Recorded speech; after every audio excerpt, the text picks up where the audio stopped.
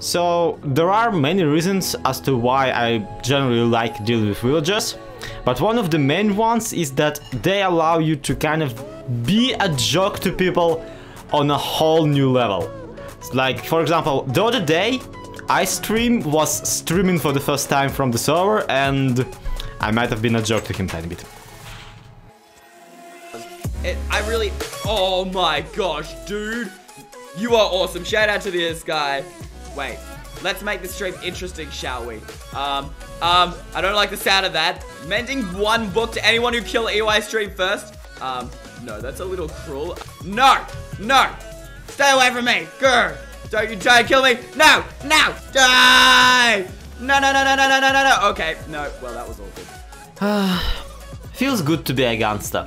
Hey guys, hey yo, pretty people, my name is Zloyxp and welcome to Minecraft on the Unity server. We're in Bedrock edition of Minecraft, and hey, in the previous episode we have built an iron farm. Isn't that impressive?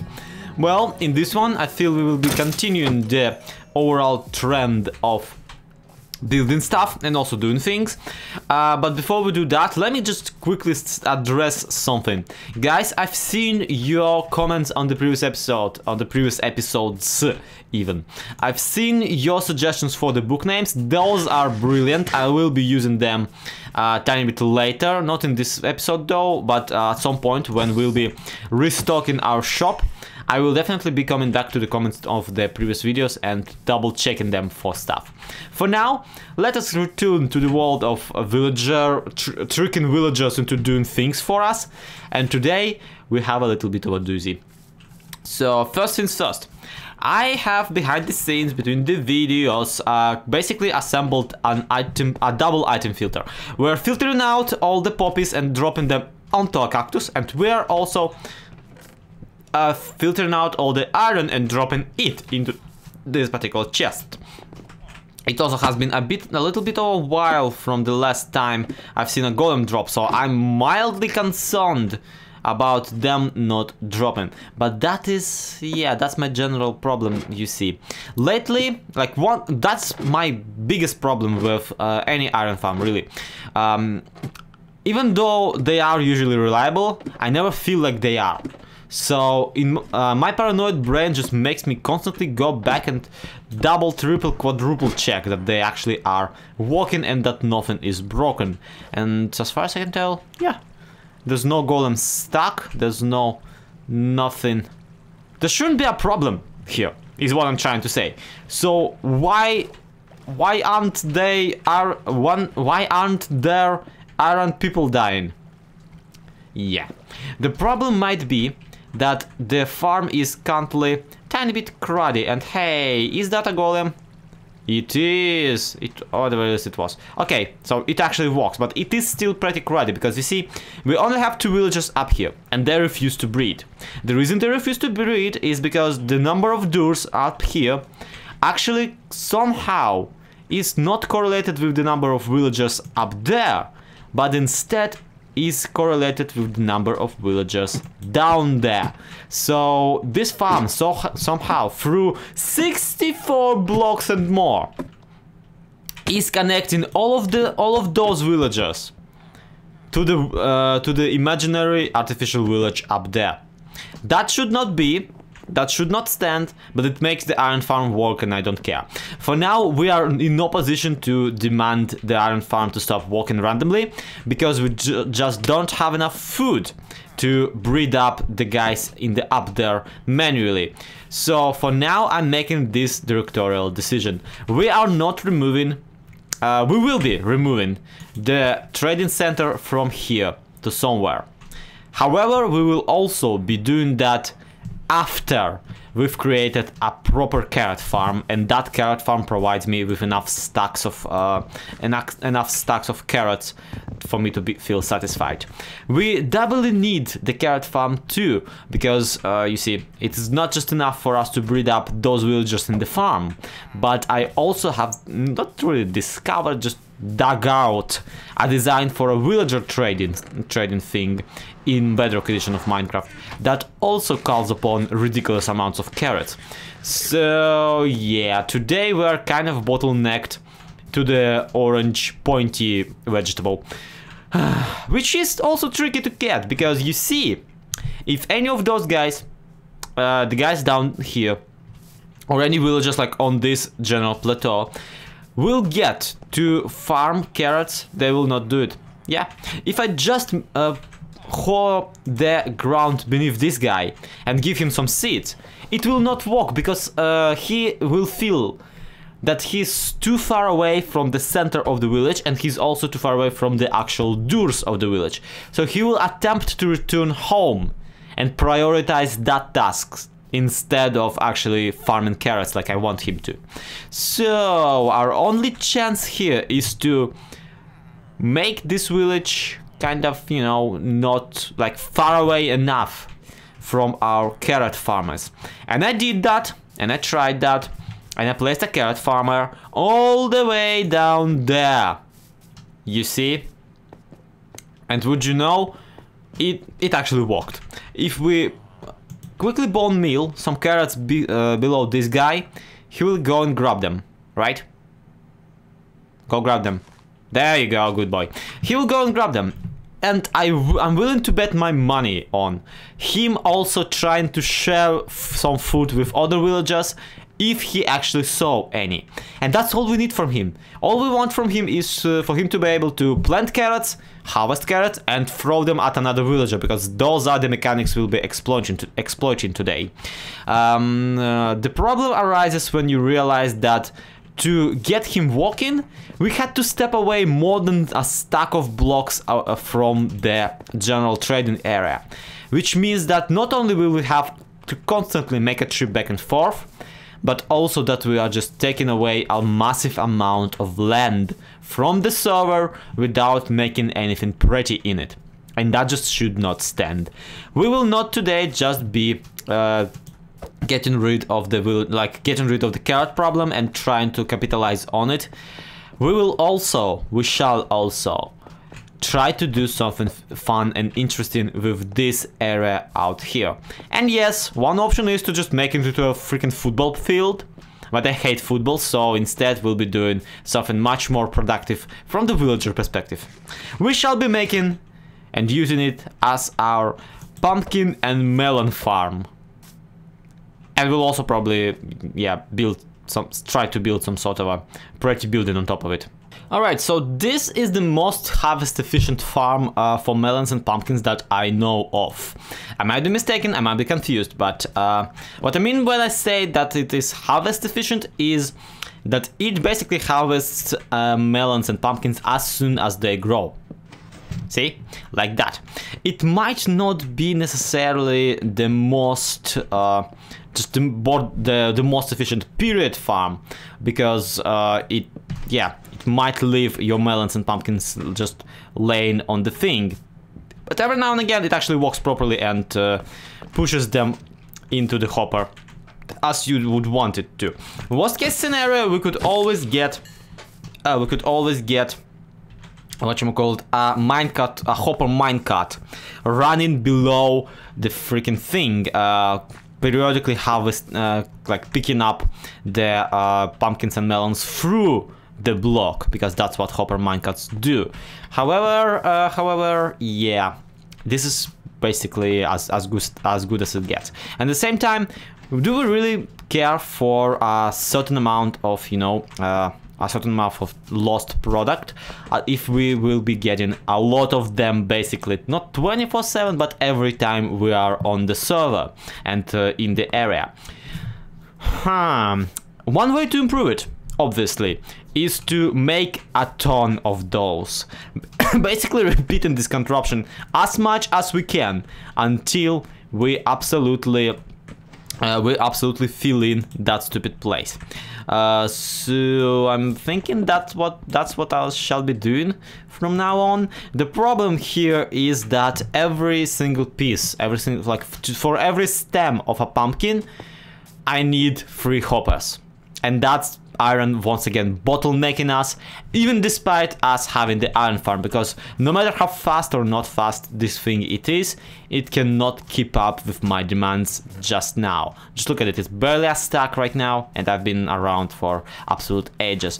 Then again, it's not like we have a better one, and if we actually placed one in the middle of the town, like I originally wanted, we would be probably getting more, but whatever, I don't really care. I can get by, and I wouldn't want to disrupt the natural flow of everybody's playthrough.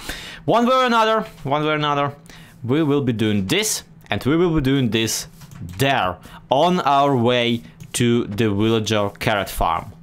Okay, the area is prepped for building on top of it.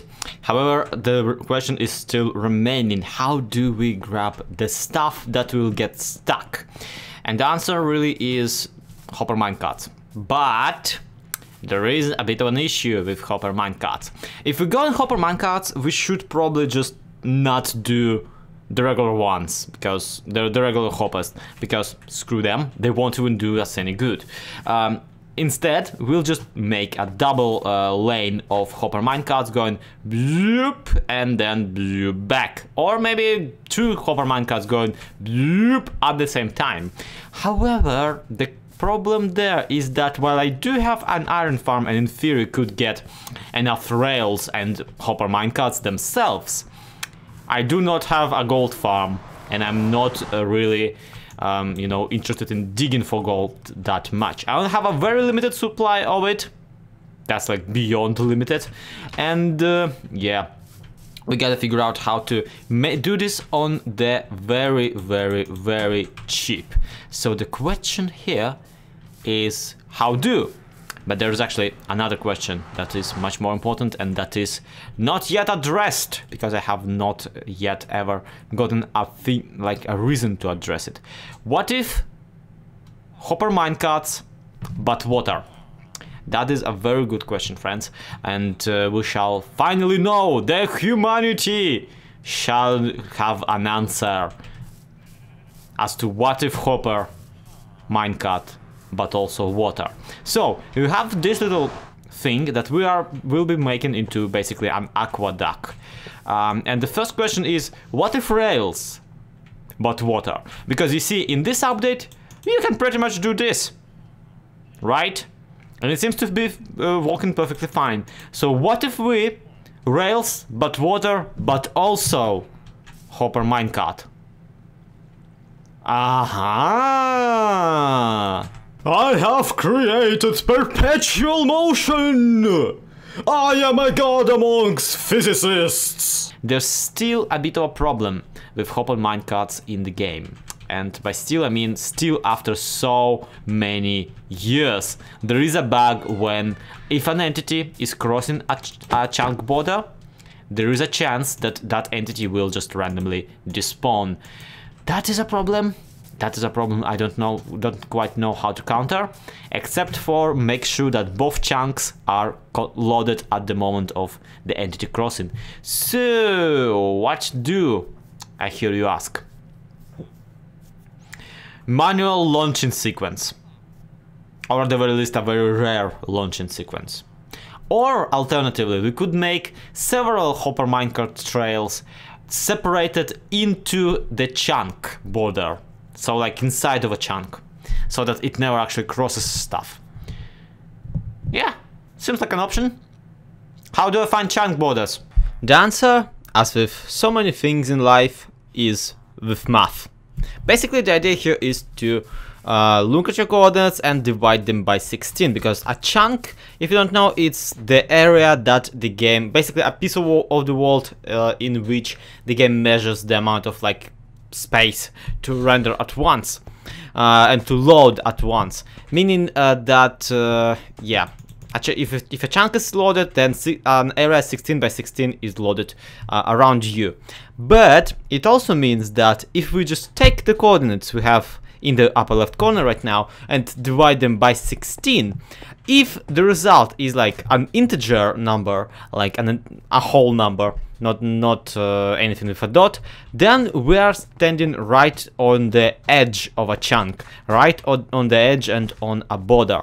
Here I marked down 1 chunk border, 2 chunk border, 3 chunk border. Yay! We can count to 3. Okay, so with all that science done, we have basically this. A long track that, truth be told, I feel might actually bite me into the butt later.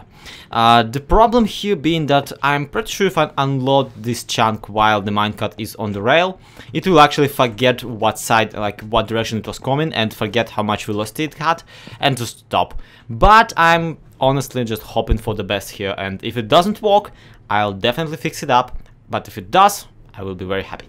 Now we have 2 hoppers extracting stuff from it, which is not the most reliable system, but whatever, it's gonna just constantly run back and forth, so yeah, we can expect it to gradually fill in this chest. Now what I want to do is I want this side to this rail to go underneath a pumpkin farm, and this rail to go underneath a melon farm.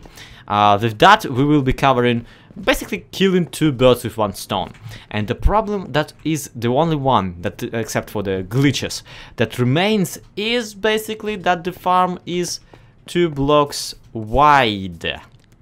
And that is tiny bit of a conundrum because we only have 1 block wide of a rail. So let's say we put it in here. So everything underneath this will get picked up, everything underneath this will get picked up. But if we make the 2 rails a tiny bit wider, and we mirror this to this side, that might actually do something for us. Especially since we can swap this for a block, and basically make this entire thing go away. You squandered my thingamajig. And basically do this entire thing as full blocks, right? Removing the necessity of these hoppers underneath. Meaning that instead of 1, 2, 3 blocks on which nothing will get picked up, we only get maximum 1 block on which nothing will get picked up. And that's kind of, you know, good. I'm thinking to myself, really? I'm not quite sure because, again, I'm not necessarily a redstoner. All the redstone I do in this series is just me picking up on things that I remember how to do, know how to do, or, you know, heard somewhere. And, you know, experienced on the servers I played before on. If you really want someone who knows their stuff around redstone, I'm not necessarily your guy, but I feel like I have a weird and entertaining enough way of doing things around here in this game. So I hope you like that.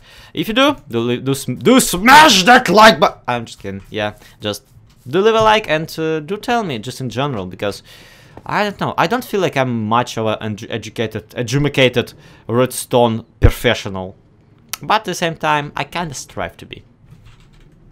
And so once we will place all of the jack-o'-lanterns to just basically provide the light for the thing, yeah, we have half of the thing done.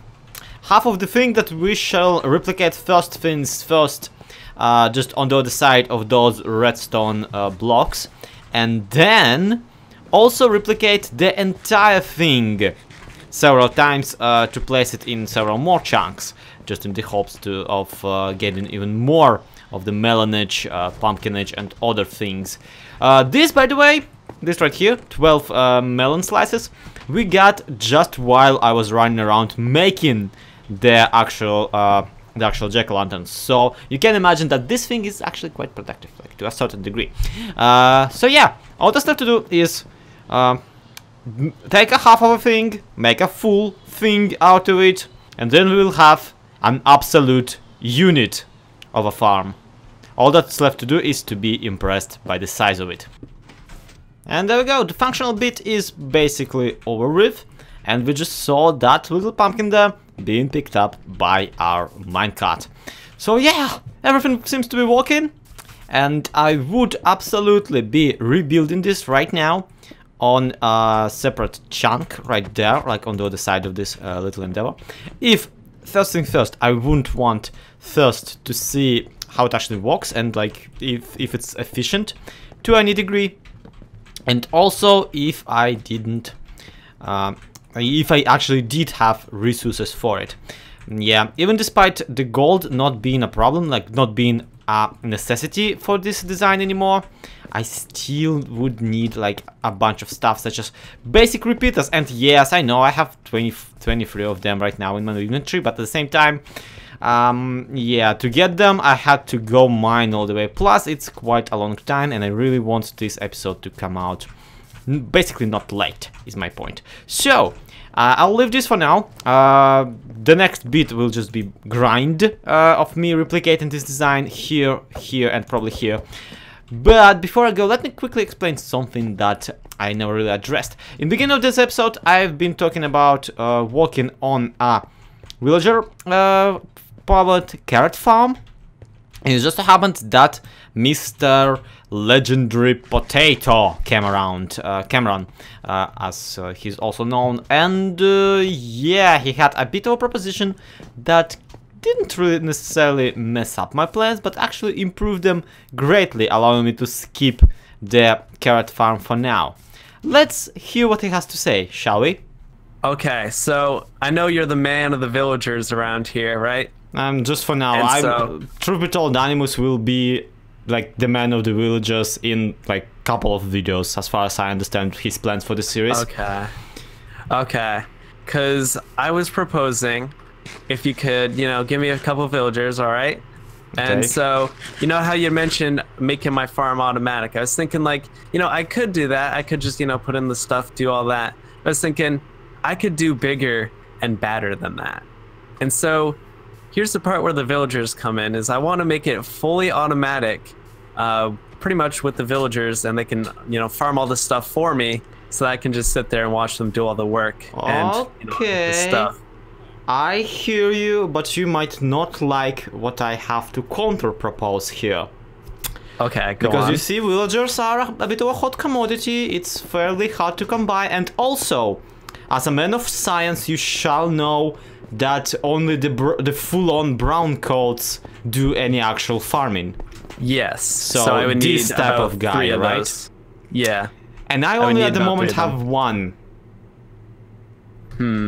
I am currently in the middle of making my remaking my villager breeder.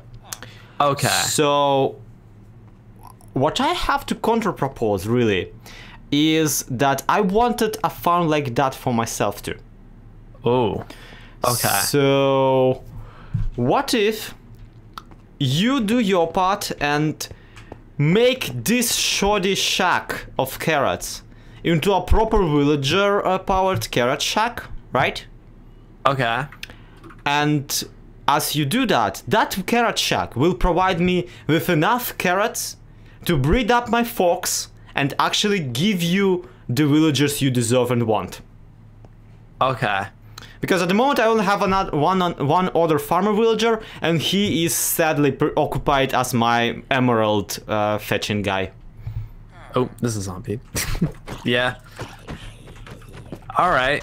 Also, Well, this is like so works. not safe. I'm surprised that this guy hasn't been eaten yet. Yeah, this isn't safe at all. I'm actually shocked, but This is so unlike me, to be completely honest. I'm usually really good at keeping them safe, but this time I seem to have